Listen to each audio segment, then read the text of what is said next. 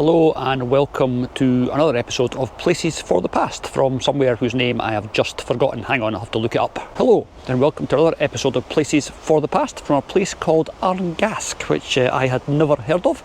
We know about this little graveyard because somebody messaged us via the Scotland on a Shoestring Facebook page. So Hazel, thank you very much. This is where you sent us, and I've just seen a sign on the gate that instantly makes me think, yeah, definitely worth a wee visit. Oh wow, and I'm guessing from looking at it that visitors are not something that this place gets in very big numbers. So let's go and see what we can find. That's the first gravestone facing you as you walk in through the gate, and that is in memory of James Ellis, beloved husband of Cecilia S.M. Blythe. Cecilia, there's a name you don't hear quite very often, who died 4th of August 1926. That's newer than I thought. 1946, oh yeah, and down the bottom, her father 1894 and 1919. This is obviously the sort of the posh seats because you're facing the entrance, so let's go and have a look at the ones right behind it. Oh, this one looks like it might be difficult to read. Let me have a look at it and I will get back to you. So this is in memory of Beatrix Lowe, spouse of William Henderson Esquire, who died the 29th of June 1810, wow. And their daughter Beatrix down the bottom, who has disappeared under the ground. Well, she's obviously under the ground, her name, you know what I mean. The base of an old tabletop tombstone that has gone somewhere else. Erected by James Lilburn, US America, in memory of his father Robert Lilburn, who died at Dumcreevy in 1855. And next to that there is this, which is another William Henderson of Blair Struy, I think that says, who died in 1886, aged 83. This is quite an old graveyard. It's nice coming to ones that aren't frequented. Nobody else will have done this on YouTube yet, I don't think. This one is also quite interesting. The Commonwealth War Graves sign on the gate may not mean actual Commonwealth War Graves, because this may be the sort of thing they're talking about, but this is in memory of John, only son of John Brown Newton of Balconnell and grandson of the late John Brown MD.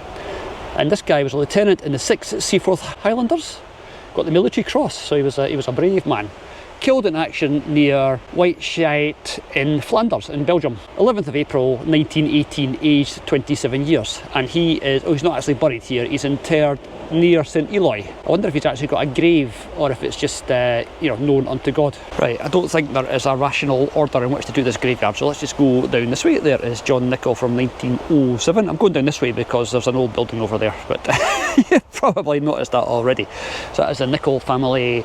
And this one over here is in memory of James Lawrence Boyd, of Pittencrieff and Glendougley. Now, Pittencrieff is a place in Kirkcaldy, I think. Died 1907, and his wife, who died 1926. And Christ shall all be made alive. Right, but I'm heading down here because of the old building. What's this stone here on the... right, this is interesting. I don't know if you've seen what I've just seen, but in memory of Alexander Beveridge of Leith in Edinburgh. If you look behind it, it's like a tombstone on the end of a tabletop, so I wonder if that one is like much older. And over, wow, look at this. Yeah, looking for older, there is RB and IM, hourglass, skull and crossbones, 1730. It's got an inscription at the top that I can't read from here, but the inscription looks lighter than the rest of the gravestone. This is such a nice wee graveyard. It's one of the ones that is not very well known at all, I don't think.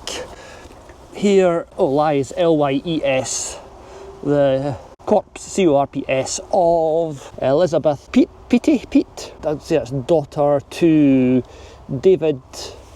Oh no, is that Prescott actually? That looks like a Prescott corpse, Elizabeth. No, that's definitely Pete, and that's a Prescott, who died the 10th of October 1790. We're right back in the 1700s, and we're getting watched. Hello.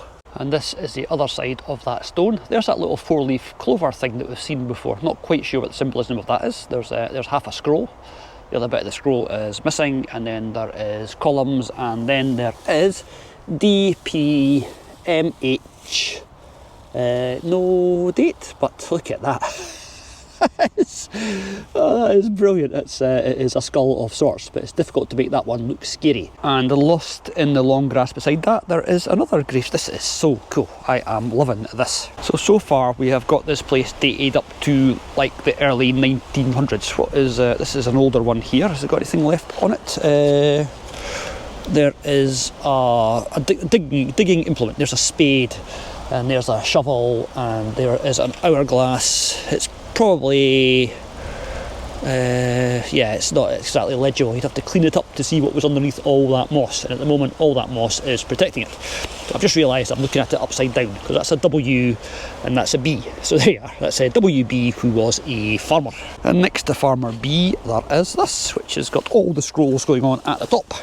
Let's have a wee look. 1724, right at the top. Here lies LYES, the corpse, CORPS of, I can't see what that says. Can you see what that says? Oh, I can't see that. The corpse of somebody. And hidden behind the long grass, erected by Robert Gilmore, in memory of his father, Robert Gilmore. Date, 1849. I'm assuming that's an 8 and not, that's an 8, 1849. Here's a man for whom this place was probably his place of work, in memory of the Reverend James Skinner, and he was a licentate. I've never seen that word used before. Licentate of the United Presbyterian Church, born at Newton in 1817, died in 1890. I wonder if that's where we are, the Presbyterian Church. And behind the good Reverend there is this one. Looks like it might have had some writing on it at some point, but it's mostly gone. Let's see what's on the other side, if there is any. Oh yes, there is stuff on the other side. Book at the top, and then here lies the corpse of James Robertson. Right, let's see if you can see the date down there. 1760. This is a very old graveyard, surprisingly old and surprisingly interesting. I hope you'll agree. Right, let's head down this way and see what else there is to be seen. It is starting to rain, so this may be somewhat shorter than you might like. Oh, we're getting newer down in this bit. That is 1941, aged 81, and his daughter, 1983. So yeah, we're right into a much newer part of the graveyard. I think looking at the standard of the stones, the condition of the stones, that's probably a safe bet. Let's have a look at that one. Oh, sacred to the memory of, don't know, under the moss again.